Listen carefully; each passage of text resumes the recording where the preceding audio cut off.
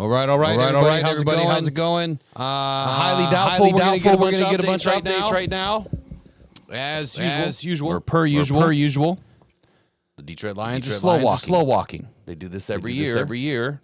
It could be 8 o'clock before we get the full rundown here. However, at 4 p.m. What's going on with my video? At 4 p.m. is when it's finalized. We've already discussed that today. I got to get this open so I can chat. I don't even know who's in here right now. All right, we got a few people in. I don't know, 70 or so in. Let me kind of get through. I have an echo. Hold on. Yeah, we shouldn't have an echo anymore. There's definitely. Hold on.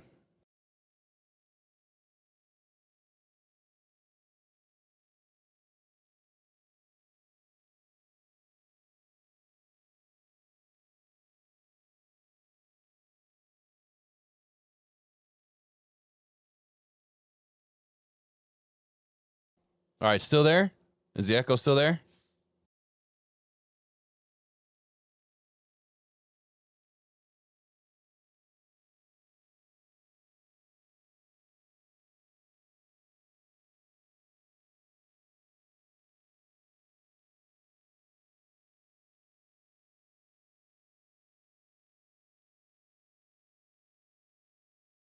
Doesn't look like it is. Doesn't sound like it is anymore.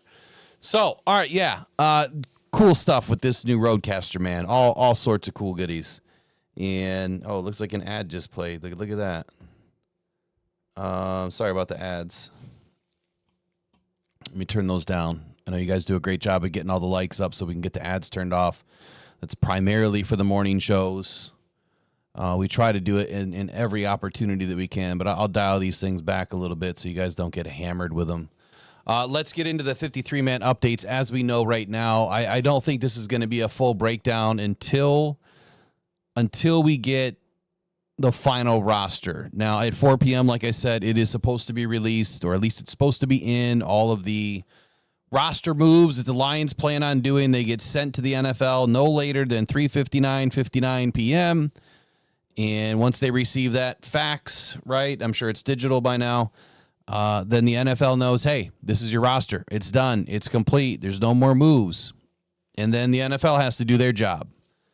Matter of fact, I've never had an opportunity to look at the back end to see if I can see when the transactions are actually done. Every time I've looked at transactions on the NFL portal, it's always like way late, like the next day. Some days it's that bad. I'm sure they do some of that stuff on purpose. And obviously all of your local beat writers and media personnel, they're going to be getting everything first. But here we go. Let me get back in here.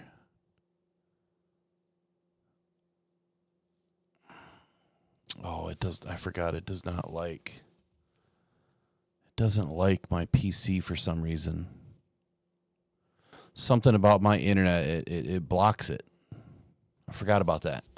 And I don't have my laptop. I'll log in a different way.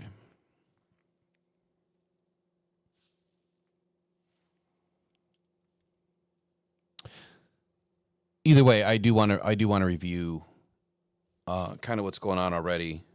First thing that pops to my mind while I'm doing this is Morris Norris. And I think it was Justin Rogers that said it best. Like, the optics may not look great because of the major injury. But again, this is roster gymnastics, right? And you're trying to get a guy through waivers. It is highly unlikely. Like, if you want Morris Norris back on your practice squad, it's highly, or even if you want to move him straight up to the roster after the fact, it's highly unlikely that a team is going to go out and pick up Morris Norris after suffering a major injury and you've got no more tape on the guy, right? Highly unlikely. So it's not bad optics in from my perspective, but that's what, some people think. that it doesn't look good for the Lions when they did that. And it's part of the game. It's just all part of the process. So as far as Morris Norris goes, I had him being cut anyway. Or like I said in my predictions, I predicted guys to go to lists, and he didn't make a list. So obviously he's healthy. He must have cleared concussion protocol. Otherwise, he would have to be on the list. All right, looking at the most recent stuff here, I don't see any more. There is nothing new that is being updated. So it looks like it's going to be a full halt. All right, now we're into the 8. Yeah, it says 825. You see that? I don't know if you can see that. I see 825, 25 transactions for the NFL. That's the back end of the media portal. And it's a day old. All right, you know, there's nothing new. So that'll probably update tonight at some point with the new roster for all the teams. I do have a new video coming out. It is scheduled at 4 p.m., so I'm going to move that out a little bit. And it's about very interesting thing that could be happening here. I'm not going to give it all away, but it's ready to rock and roll, so have fun with that. I'd love to get your thoughts back on that video.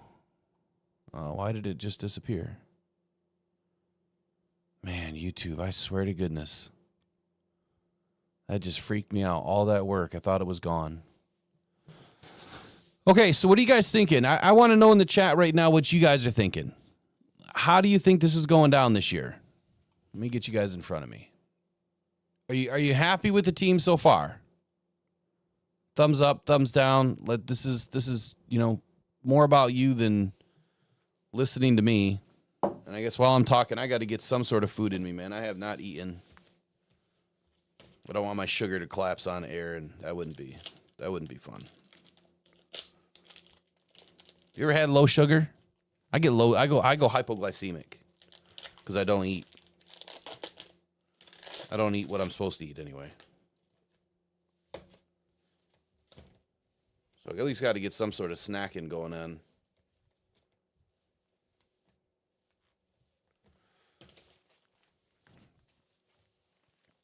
Who's your biggest roster mistake, if you will, or surprise as far as a cut? Like, who's your biggest surprise so far?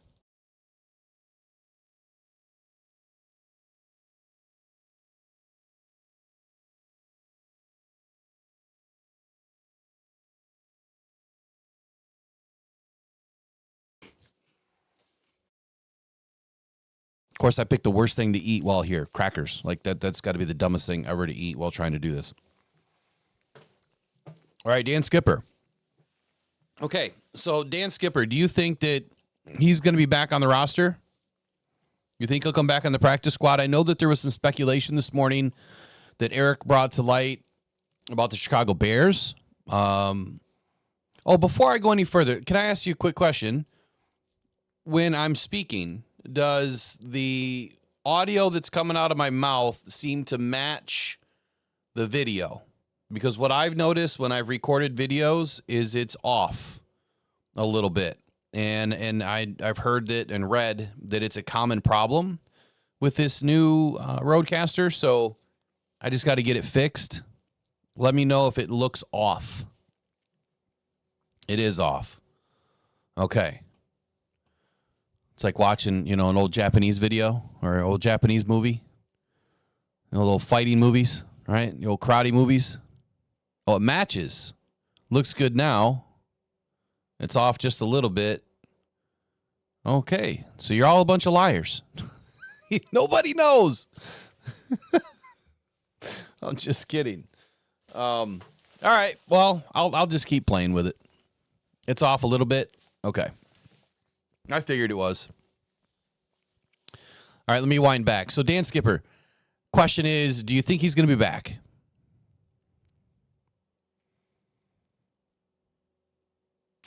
And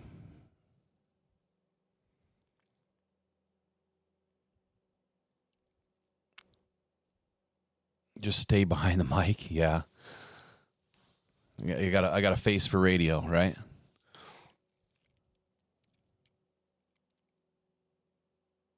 I think Skipper has a good chance of coming back. I do. I mean, I did say earlier this morning that, you know, his play this year, he just looked way too stiff. And I think we have to be honest with ourselves, right? I mean, the guys that are making the roster today are going to help this team, you know, in the future. They're going to help this team down the line. They're better football players. The guys that were on the roster the last 4 seasons, you know, this roster's kind of evolved. It's graduated a little bit. And what you're seeing now is some of the guys that were fringe bubble players that we kind of had to have for many reasons, whether it was financial implications in 2021 and 2022, where we didn't have a lot of money. We didn't have anything really but draft picks, and a lot of them. There's that reason. There's, you know, the fact that the roster's just gotten better, right? Some of the guys that we've drafted have just gotten better.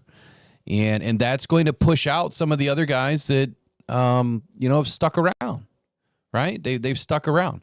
And Skipper's kind of been one of those guys, man. He's stuck around this roster for a long time, which means he's been a football player for a long time, right? Since at least before 2018, 7 seasons that he's been hanging around. Like, the Lions are not doing him an injustice, right? They have stuck by him just as much as he has stuck by us, or stuck by this team. And I would say that definitively there won't be any love lost there, I think, between Skip and the Detroit Lions. I think that Skip will probably understand, you know, that this team has to go into a certain direction. However, I think there's a really good chance he could be back on the practice squad. It just depends on what happens.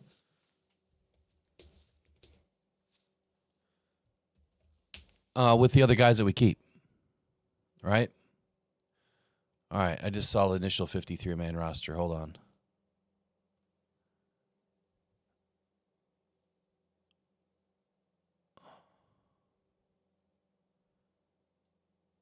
Oh, that was last year. Man, you freaking Lions. I swear to goodness. I just went and Googled the Detroit Lions to kind of get it pulled up. And it's that initial 53-man roster. And I'm like, wait, what? They did it already? That would have been a first. That would be a first for sure. All right, let me put this over there. Okay, so I'm going to give you a tidbit of information that I discussed in the video. Okay, I did want to talk about this briefly. Okay, and that's, I'll come back to some of the other bigger cuts here and bigger surprises in a moment. But there's been this conversation for a while now about, guess what? Defensive ends, right? And or players on this roster that may or may not have been released. So Broderick Martin, or may not have deserved to be released. Broderick Martin, Hendon Hooker, and the conversation about what breaking news today, Attila? What's the breaking news? What did I miss?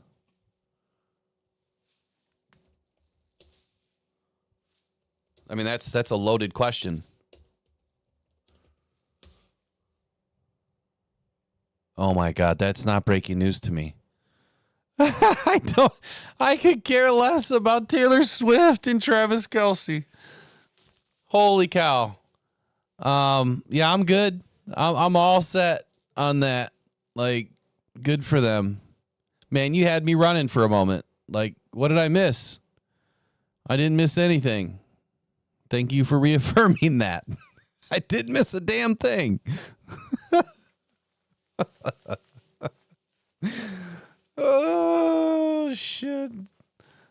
I can only imagine that prenup is about 9,000 pages long.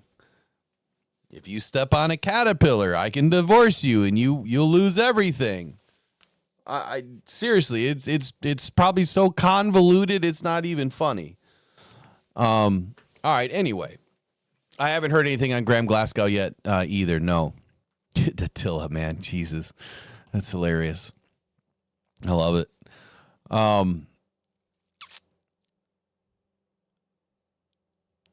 Okay, hold on here. I mean, get caught up. Yeah, Attila. Leave it up to Attila to make it interesting today, especially on cut day.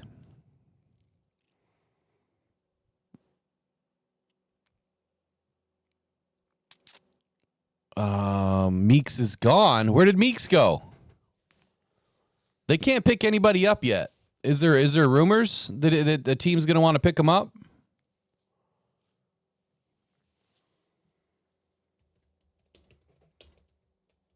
You know where I think he'll probably end up? If you want to know of a team that could probably use him, I mean, outside of, man, we're bouncing everywhere. Outside of the Packers needing a receiver, I mean, honestly, the Bears. You know damn well Ben Johnson wants a player just like Jackson Meeks for that offense. And the reason why is he's going to probably try to utilize him like an Amon-Ra St. Brown. And if he sees a young player like that he can add to his core, then he'll probably go after him, honestly. I don't know what Jackson Meeks would do or say about it, but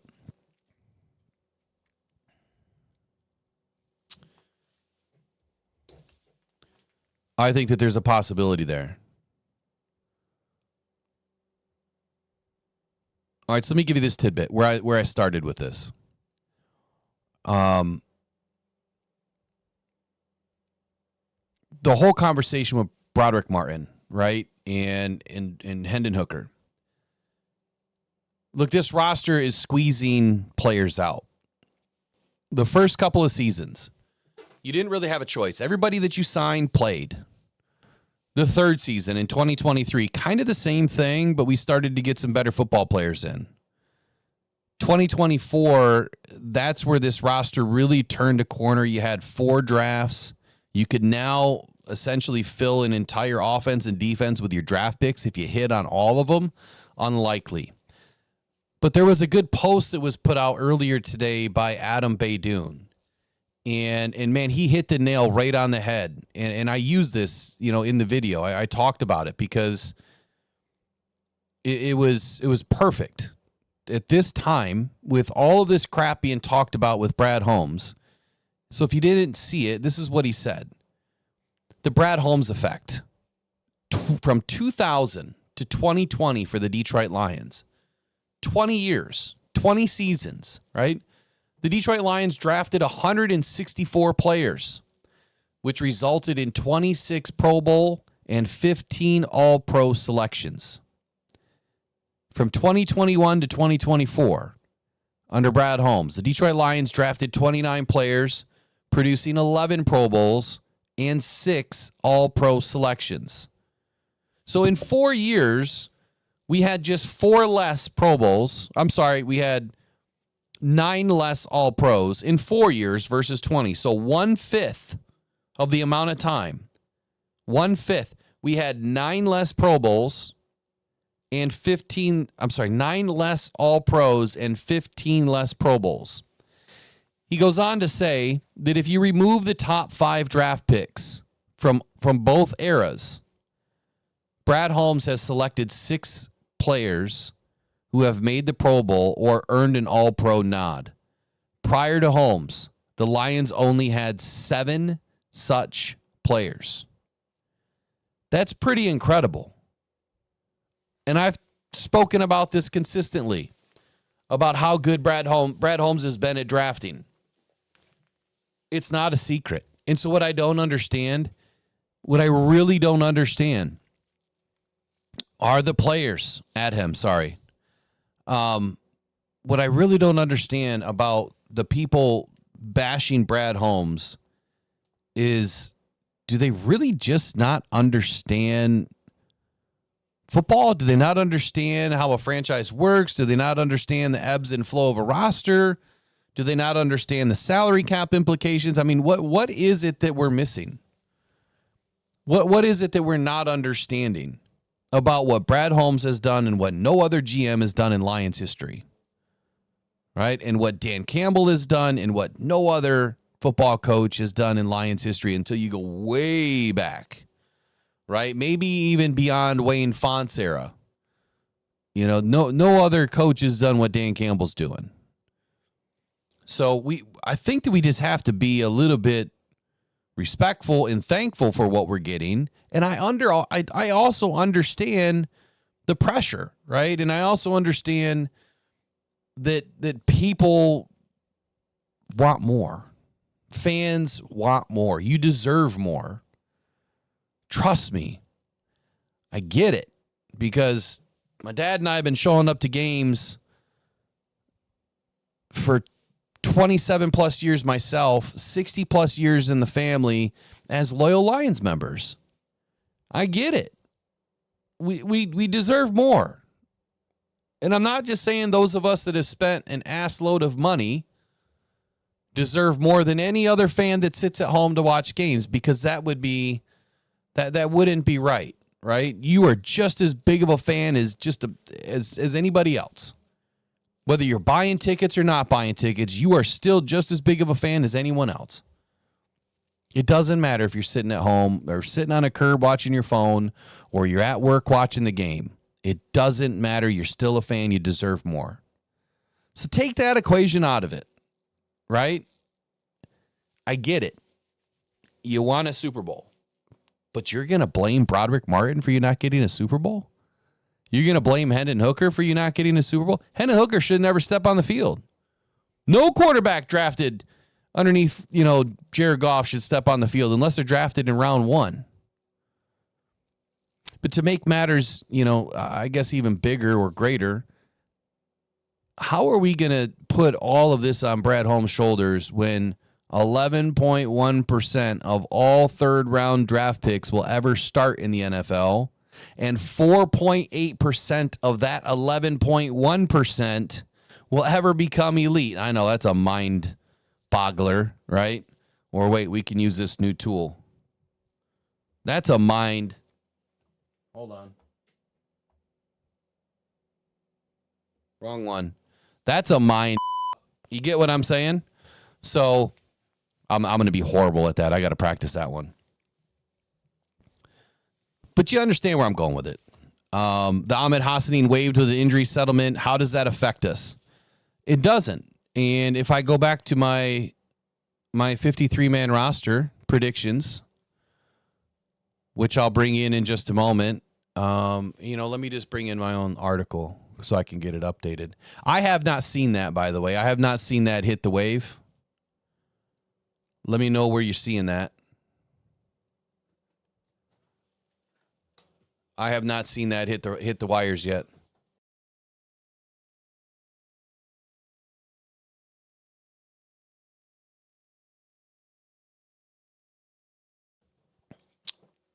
Let me know. Yeah, let me know where you're seeing that. Dave Burkett just posted it, so it must be on X. My X is not behaving today. I have this Lions coverage thing. Oh, there we go. Lions just placed linebacker Zeke Turner on IR and waived defensive end Ahmed Hassanin with an injury settlement. Hassanin could be back once healthy and once the settlement period is cleared. Oh, wait. That's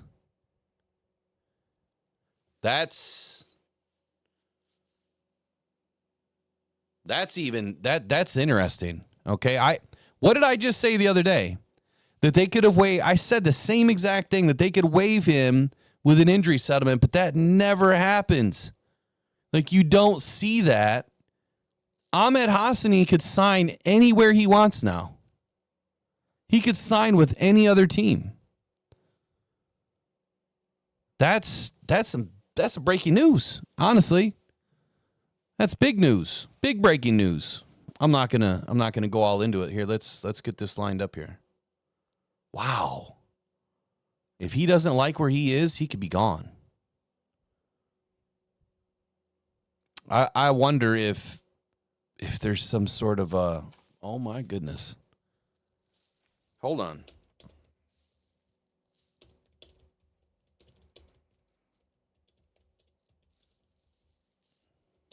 That's a new one for me.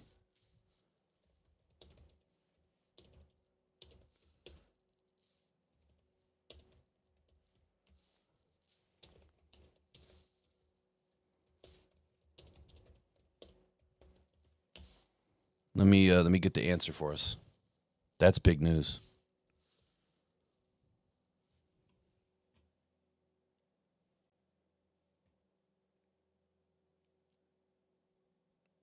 I'll try to get this up on the screen too.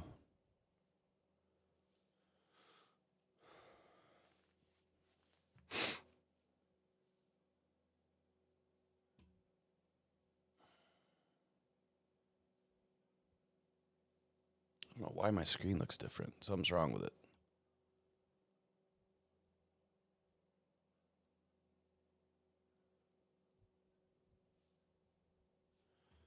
Un momento, por favor. Give me 1 sec.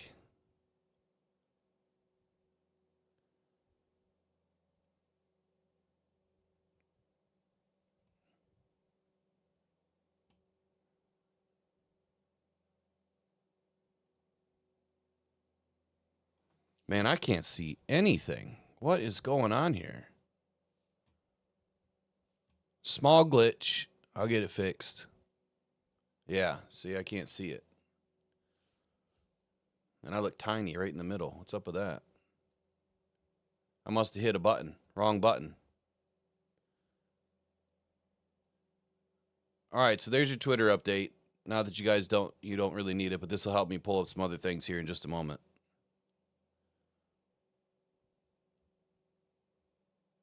All right, so there's our Twitter updates. We'll have that off to the side. Probably should have done this, planned this a little bit better. I really could have used a partner in for this one.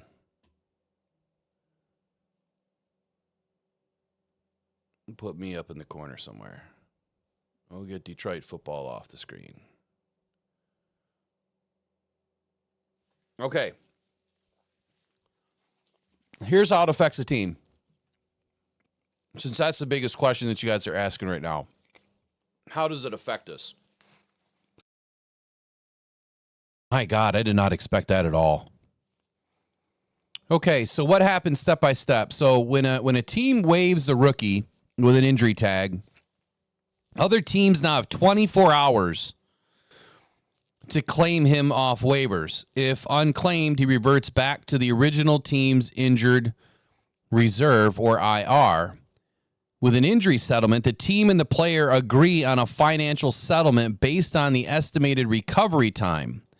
4 weeks, 3 weeks, 6 weeks, whatever, right?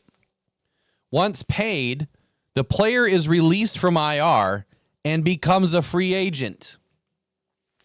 So Ahmed Hassanin is now a free agent.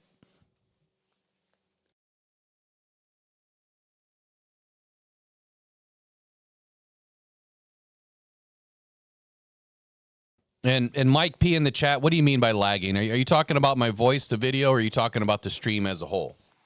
We got to be specific, because we've talked about a few things with the voice, but if the stream is lagging, that's totally different.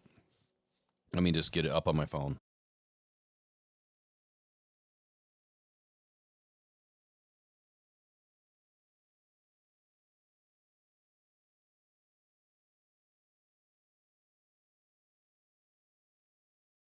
It says we got good, excellent connection, which you can see. All right, there we go. It says we got good, excellent connection. All right, we should be all right. I know we're going to have a little bit of a voice lag here. So I'm going to leave Twitter up so we can kind of see what's happening. The problem is I need to have my screen up, which is over here. So the cap management, once the player is released from IR, becomes a free agent. The cap management, it avoids locking up a roster spot or IR designation for long term. So what I expected him to be designated IR to return, or on some sort of a reserve, PUP list or something, right? What happens for the roster, though, which is big for the Lions, is it frees up a roster spot. So they're not being held down to a roster spot.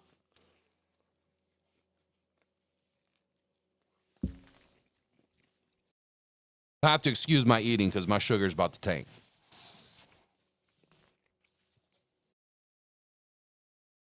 So they can re-sign Ahmed later. He can re-sign the player after a number of weeks in the settlement, plus 3 weeks, which is an NFL rule. So the way that this works, here's the team options. Let me repeat that one more time. It avoids it avoids locking up a roster spot or IR designation long term. And then the roster flexibility, it frees up that space before 53-man deadline. So the Lions are probably trying to keep an extra player on the roster. And then the Lions can then re-sign him later.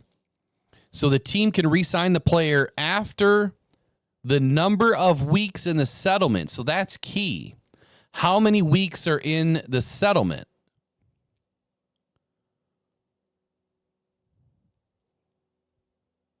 That's the biggest question.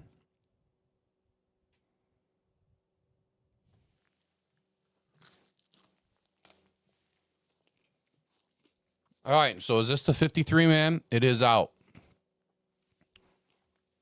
The Lions they've put it out. Let me get it out. Here it is.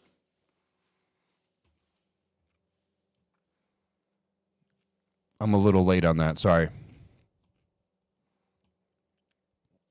So they did get it out at 4. Look at that. Let me adjust my screen. And I'll come back to Ahmed Hassanin here. Because that is intriguing that they would do that with a 6th-round pick that had a lot of hype and a lot of hope. And, I mean, he was playing well in preseason. So I don't think that this is a move that they're trying to lose him by any means.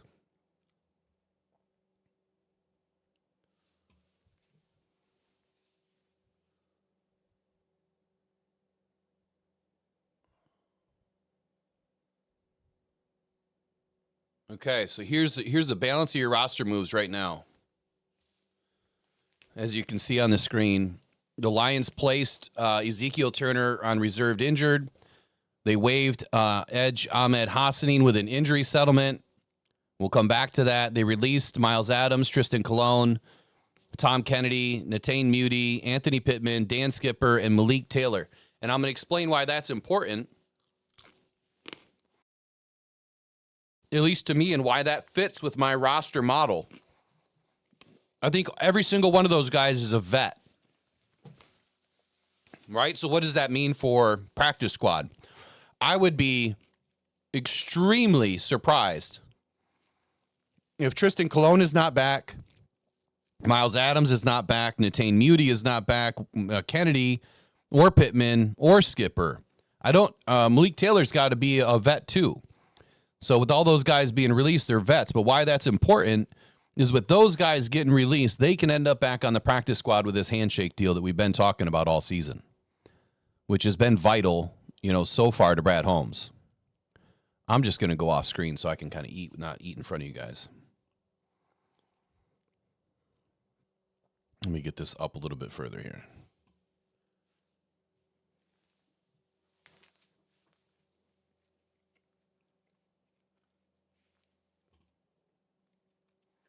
So Mitchell Agood was waived. Luke Barco, Ronnie Bell, Gunnar Britton, Keith Cooper, Alan George. I'm surprised in Keith Cooper.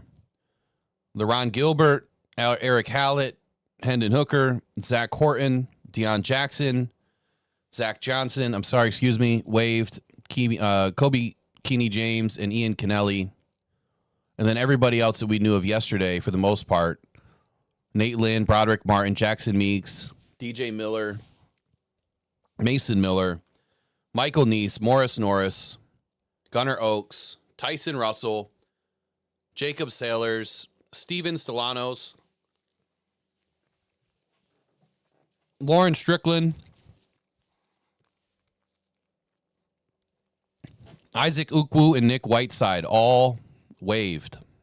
Injured reserve, Miles Frazier, Ali McNeil, Malcolm Rodriguez, so they'll be able to come back. NFI, Josh Paschal. Let's see how that fits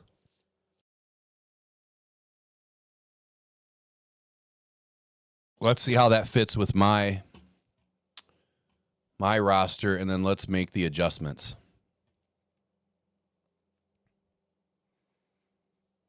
So just indulge me here. My sugar's crashing hard.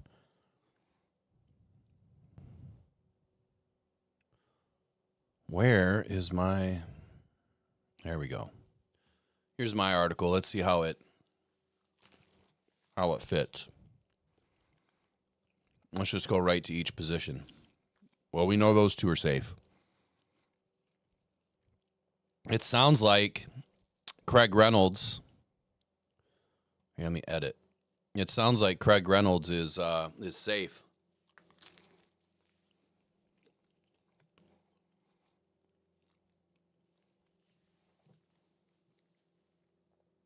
So I got Craig wrong.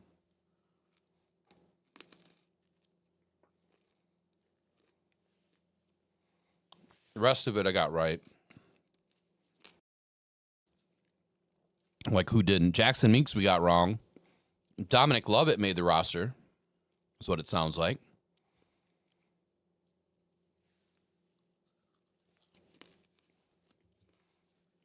Brock Wright, Shane Zielstrub, they're safe. Sam Laporte is safe. Let me go back to... whoops. Who they cut. No, it's Zach Orton, tight end. He got cut. That's right. Offensive line. Do we have just a regular Lions roster somewhere?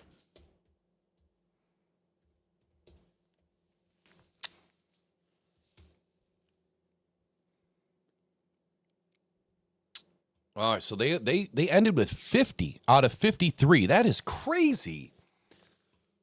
Let me just pull Pride of Detroit's in because they obviously got theirs done a lot faster than me.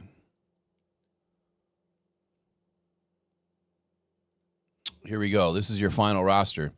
Jared Goff, Kyle Allen, Jahmyr Gibbs, David Montgomery, Craig Reynolds, Sione Vaki, Amon-Ra St. Brown, Jamison Williams. So they did keep 6. We got that part right, but we got Dominic Lovett wrong over Jackson Meeks. Tight ends, they kept 3. Offensive tackles, they kept 4. Taylor Decker, Penei Sewell.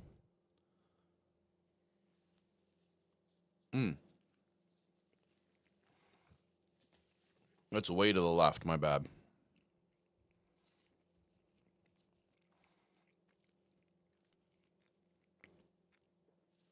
I can't make it any wider for some reason.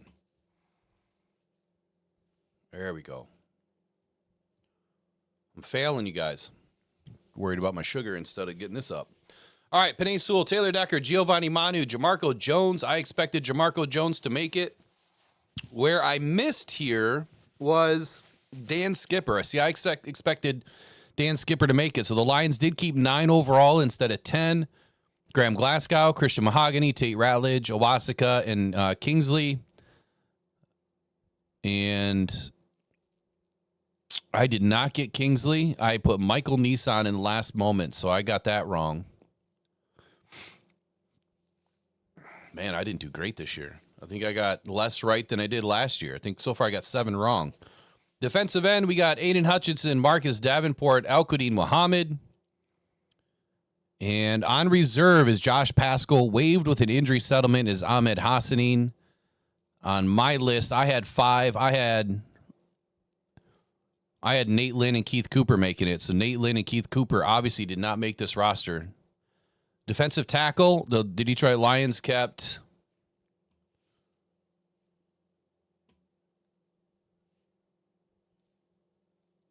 Let's see here. I think I lost it. There we go.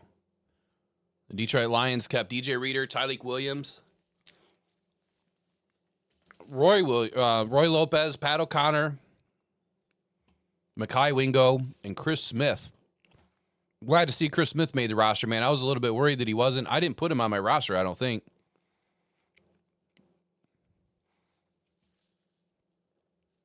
Lee McNeil, obviously, on PUP to start. Linebacker Alex Anzalone, Jack Campbell, Derek Barnes, Grant Stewart, Trevor Nowaski, Zach Cunningham. No surprise there.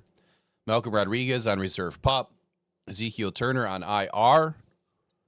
Quarterback, Tyrion Arnold, DJ Reed, Amik Robertson, Khalil Dorsey, Avonte Maddox. Wow, we only kept 3 safeties. Branch, Kirby, and Rock Sin. Who did I get wrong?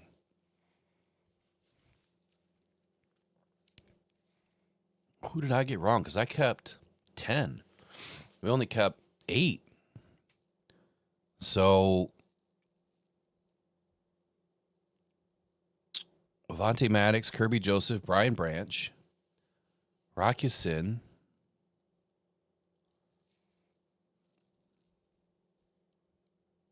Oh, Khalil Dorsey. He's on the roster.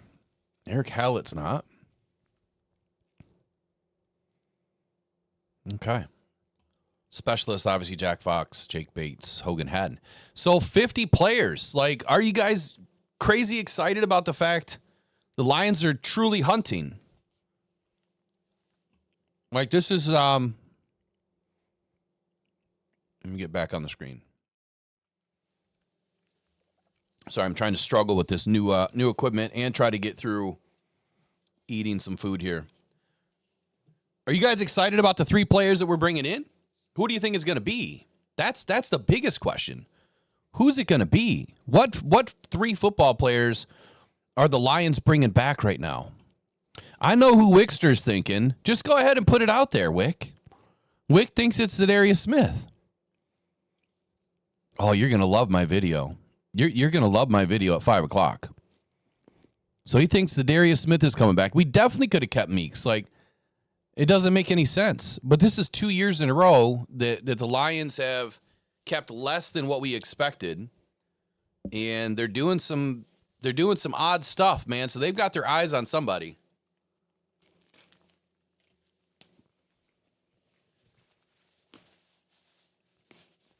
Well, Salty, we expected Meeks over Dominic Lovett. At least I did. So with 3 open spots, your Lions they're considering something. So I threw this out in the video, which please watch it. Give me a chance in the video after the show.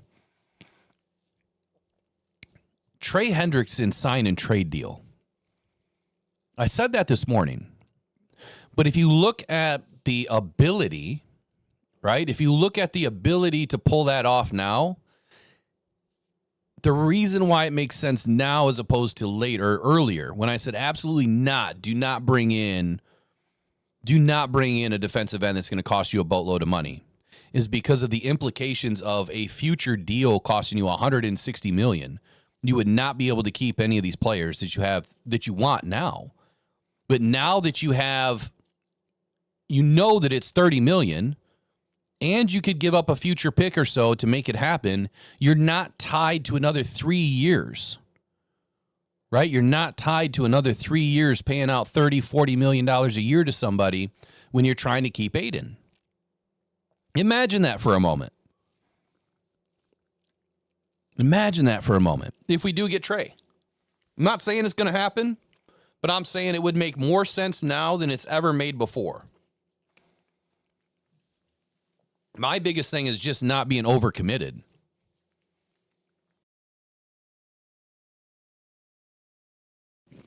All right, let's look at the roster again. And let's think constructively here with what's going on. Let me pull it back up. I hate eating in front of you guys.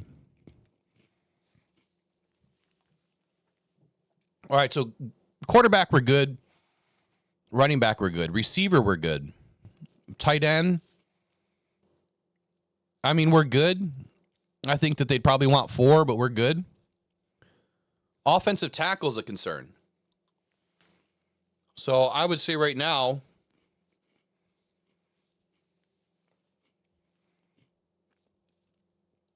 the Lions are probably looking to bring in a tackle. I'd say that that's one.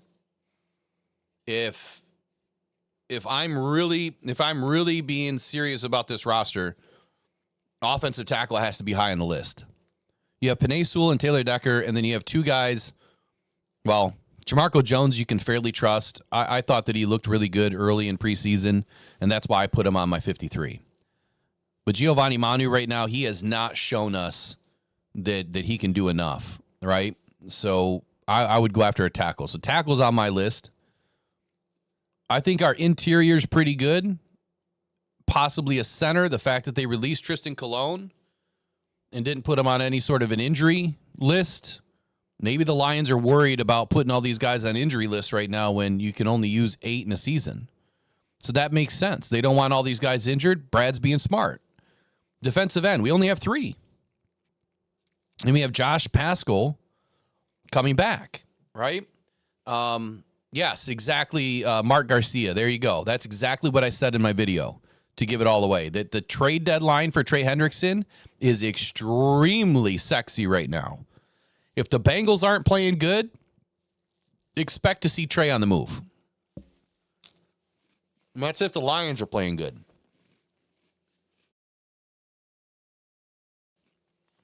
Okay, so how about... So defensive end's key. Ahmed Hassanin could be back. But that's however many weeks are in the injury settlement plus 3 weeks.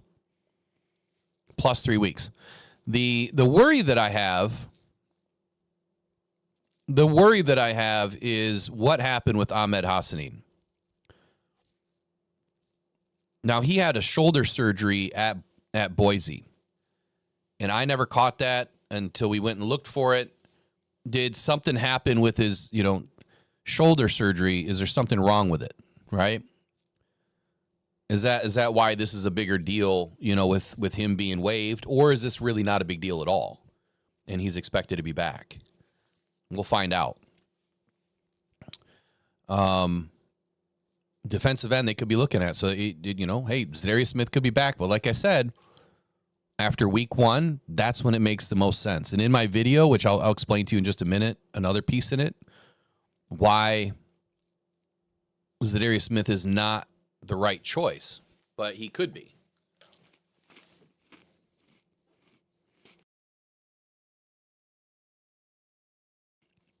And then safety. Do we need another safety? It's kind of hard looking at this roster, wondering where you're going to get 3 more players. You need an end. You need a tackle.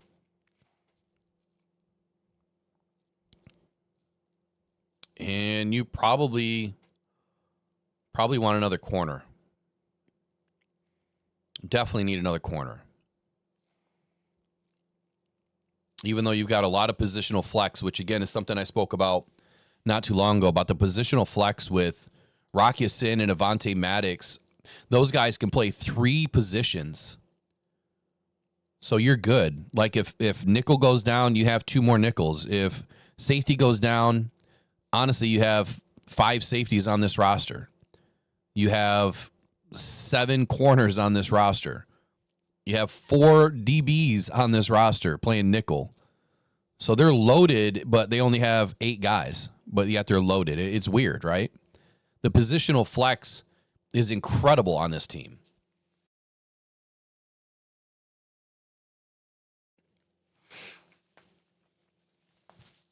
So, anyway. Let me throw this out to you about... Now, Wick's going to love this. Let me throw this out to you about Zadarius Smith here for a moment.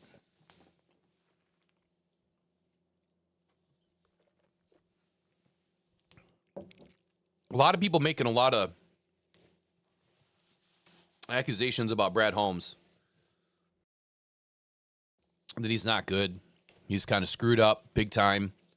Didn't select the right players in the draft. Didn't go after the right defensive ends. Didn't sink, Buko Bucks into the position.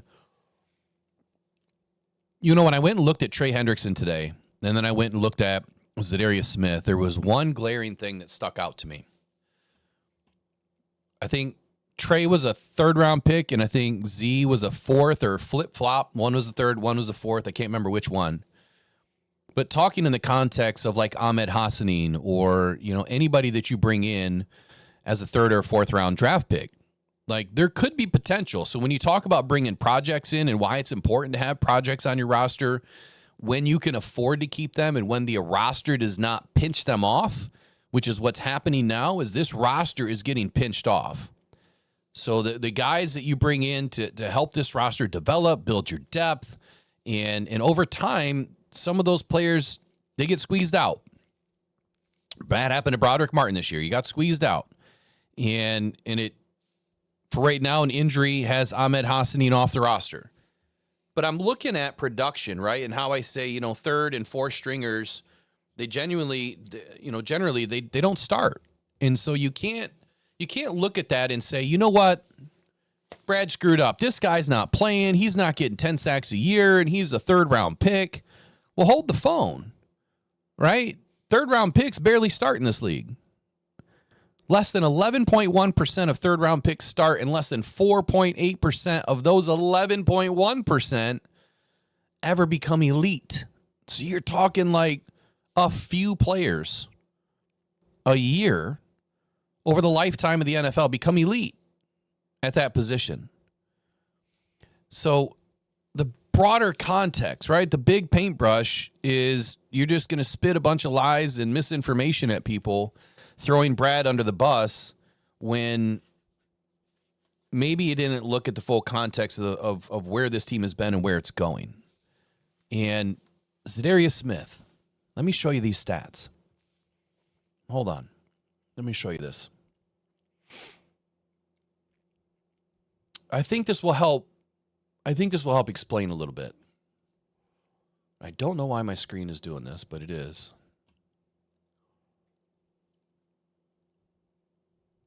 Okay. Zadarius Smith stats. Here we go. Let me fix it.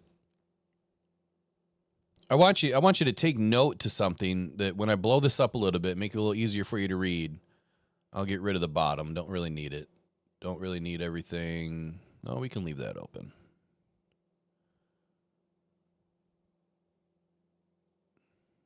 Okay. Let's take a look at, let me see, is this organized? Yes. So let's take a look at his first season here, 2015, at the bottom. So at the bottom, he had 5.5 sacks in 2015. He played in 15 games, 0 starts. So for a player in that Zadarius Smith is today, how is he not starting as a rookie, right? Well, he was a 4th-round pick or 3rd-round pick, one of the two. Should have been starting, right? Should have been knocking down sacks and playing every rep. No, that's just not the case. 15 games, no starts. But he did have 5.5 sacks. Now, the next season, he got in 13 games with 4 starts, only had 1 sack. He only had 1 sack. This is Zadarius Smith. Let me roll up to just show you that it is Z, okay? How about the next year, 2017, his 3rd year in the league? 3.5 sacks on 14 games and 4 starts. Now, this is back when it was a 16-game season. How about 2018? Now he finally had a nice jump. He got in 16 games. He started 8 games, and he bumps up to 8.5 sacks. So if you look at his production over the first 4 years of his career, are you telling me that that's an elite football player? It's not. It's not. And then he has 2 really good years back-to-back in 2019 and in 2020. I mean, I will tell you, it's hard to get 8.5 sacks in the NFL in 2018. It absolutely is. But that's when Z kind of started to take off a little bit. But he only took off for 2 seasons. He had 13.5 sacks in 2019, 12.5 in 2020, and then a big dip off the next year. He didn't play because he was injured, or it was a COVID year. He didn't want to play, whatever it was. I don't remember. And then in 2022, he had 10 sacks. And then in 23, only 5.5, and then 24, only 9. And I say only, but 9 is a good number, right? 8.5 is a good number. It's hard to do. So when you're looking at his stats overall, it doesn't jump out to you that that's in a super elite football player, right? And he's kind of on the downward trend. He went up the middle of his career, the prime of his career was the best. That's the way it's supposed to go. The point that I'm trying to make is it's not so much an indictment here on Zadarius Smith as it is the progression of a rookie, right? So 5.5, 1 sack, 3.5.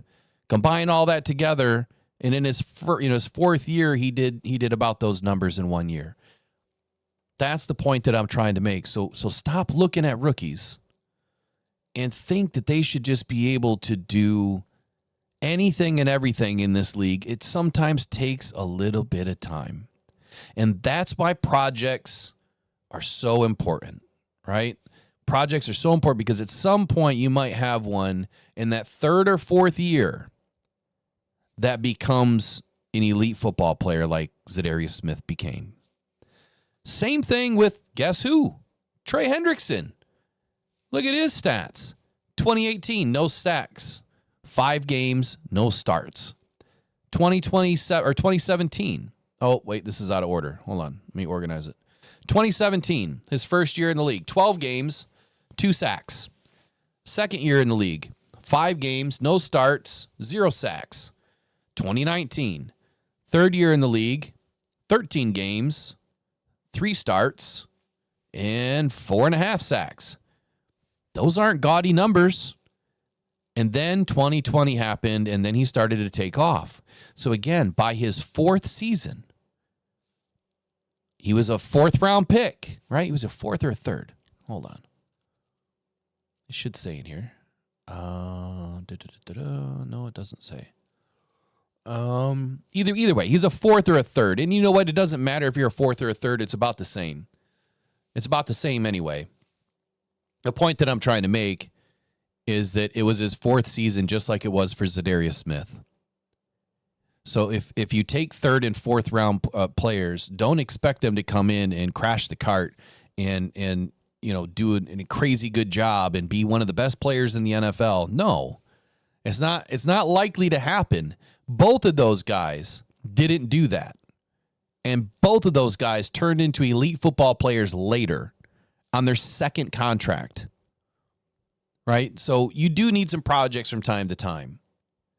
And I'm not saying that Broderick Martin would have been, some elite defensive tackle in the league. I'm not saying that at all. But we don't know about Ahmed Hassanin yet. We have no clue. We don't know about Josh Paschal yet. He's just now getting into his 4th season. We don't know. We don't know about some of these guys that have been on the squad. But now look at where Trey is now. 17.5 sacks the last 2 seasons. He's had over, 60 sacks in the last 5 seasons. So pretty incredible stuff. The point that I'm trying to make again is just because someone was drafted in the 3rd or 4th round doesn't mean that they're supposed to be a starter, number one. Number two, doesn't mean if they have a bad couple of seasons that they're not going to work out in the NFL. All I would say is that if you truly, truly, truly understand football and look at stats and understand what's going on, then you would know this happens. This is how it happens. It is rare for a player like Aiden Hutchinson to jump out the box and start kicking ass and taking names.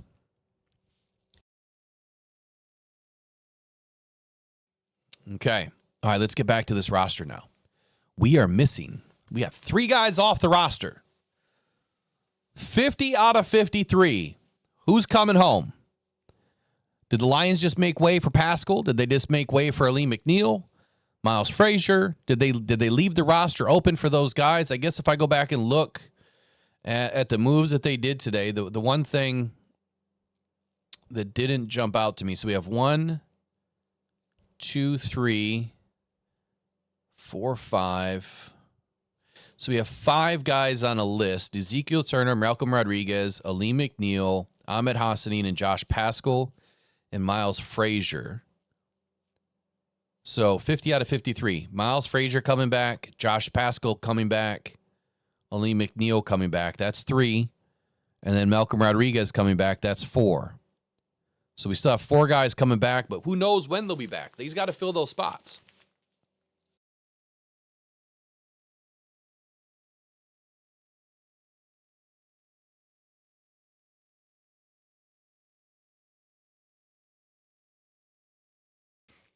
Yeah, Mike Fisher says that Paschal was predicted to come back a little bit later than anticipated, and we just don't know how far. Krista H. wonders if Pascal is out of remission. I hope to God that's not the case. I hope that he's not battling cancer again. But the last season, same thing kind of happened, where he ended up missing a few games because he had something to deal with, right? It was a routine checkup, and it didn't go as planned, and he had to go through some things. I hope that Pascal's not sick, man. Having battled cancer and going through that with Megan, it's tough, man. I hope he's okay. I really do. Don't want that for anyone. Yeah, I'm a little miffed at this Ahmed Hassanin thing. Like, I'm really miffed. This, you know what? Hold on a sec. Give me 1 sec.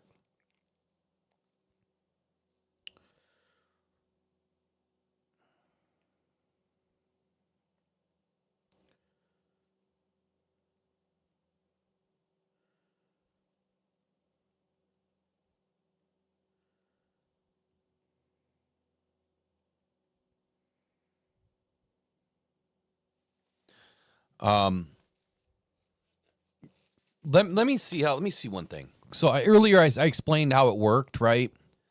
How the waiver with the settlement, which is nuts. Two things happened in the last 10 days that I didn't expect to happen. Number one, Eric says that there was going to be some trades before 53 cuts. I'm like, no way.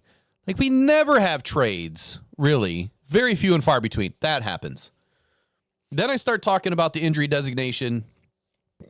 Sorry, with a waiver with an injury settlement.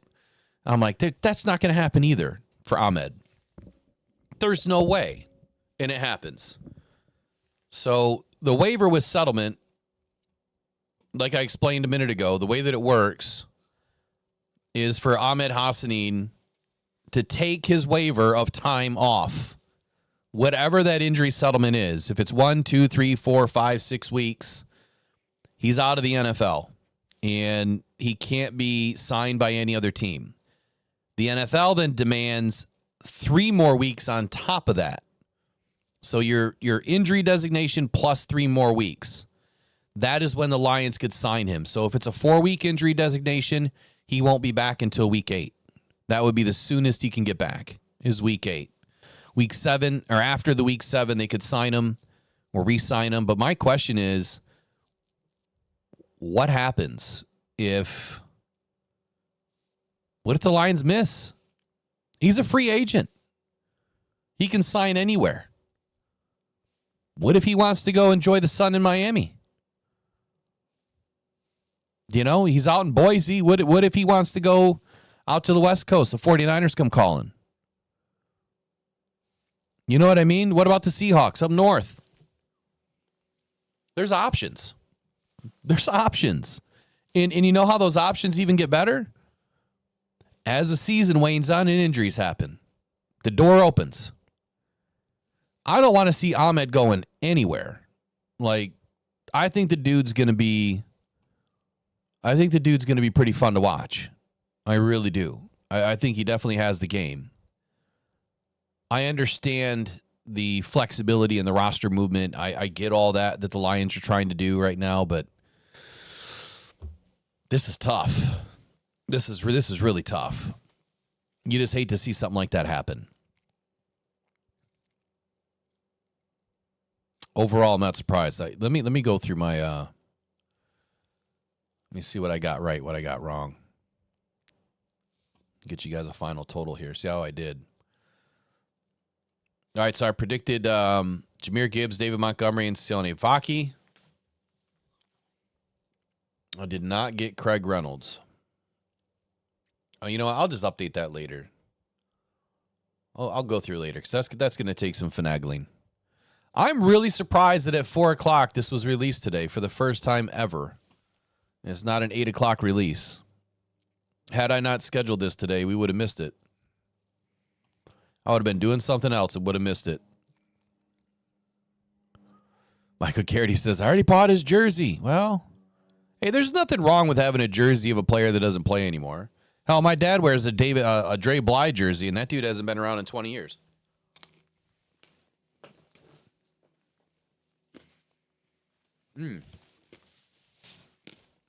All right. I really don't have a whole lot more to add. Mostly it's just your questions. If anyone wants to call in, I haven't tested this yet. So let me connect. Actually, that's probably a bad idea because I haven't tested this. Yeah, I'll wait. I haven't tested the new Roadcaster with calls yet. Let me do that. We'll open it up later. I'll be back tonight. So you got your roster update. That's all we really wanted to do today. I was hoping to just cover what had happened up to 4 o'clock, and instead we got blessed with a roster. But I will be back tonight at 7 o'clock, so just in about 2 hours. And we're going to go through Off the Cuff podcast tonight. So I've got to prepare something for you guys, and we'll get into it. For all of the new people that are joining us tonight, please do me a huge favor right now. When you leave the show, subscribe to the channel. You would help me out a ton. If you don't know me by now, if you have not been around the channel, I have a co-host named Eric Rintamaki on the morning show, and we go live every morning from 8 a.m. to 10 a.m. Eastern Standard Time, talking nothing but Detroit Lions, your hottest, latest, NFL news, and it's a good, fun show. It's a great community that you're a part of right now tonight, in with these guys and ladies. We've got a really good mod crew, and everyone's just all about having some good fun, man. That's what this channel is all about. It's good, positive channel. We do have our opinions. We do have our gripes and hype, and we do that on Thursday nights.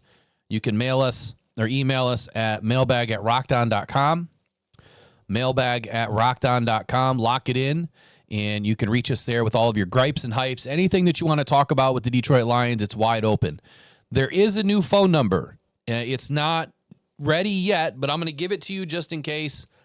Lock these in. Here you go. 313-312-0348. This is the old show phone. Okay, that's the old show phone. That is going to be active for another week or two. The new show phone is very simple. Ready? 313-podcast. 313-podcast. It's that simple. 313-podcast. And then your email, like I said, mailbag@rockdown.com. And I just put that in the chat, and then I'm going to pin it, lock it in. So if you'd like to call the show, be part of the show, all you got to do is email me, call me, whatever. We'll figure it out. You can call live during the shows. You can email us and let us know your gripes, hypes, and anything else you got questions on. Questions about the team, things that you want us to announce, to the rest of your fandom. We only got 107 likes, and we had over 480 people in here. Another thing that we do is we kick off the ads when the likes are about 75% of the people in the channel. So again, you're just kind of learning what we do. And if you wouldn't mind stepping out, hit the like button, hit that subscribe button, stick with us for the season. We're going to be on a race to, we're going to go 50,000 subs this year. How about that? We're going to hit 50,000. We need your help to do it. We'll see you guys later on tonight. Off the Cuff, 7 p.m. You guys have a good day. Take care. Go in pride. We'll see you guys eventually when I can see where my end screen is. Here we go.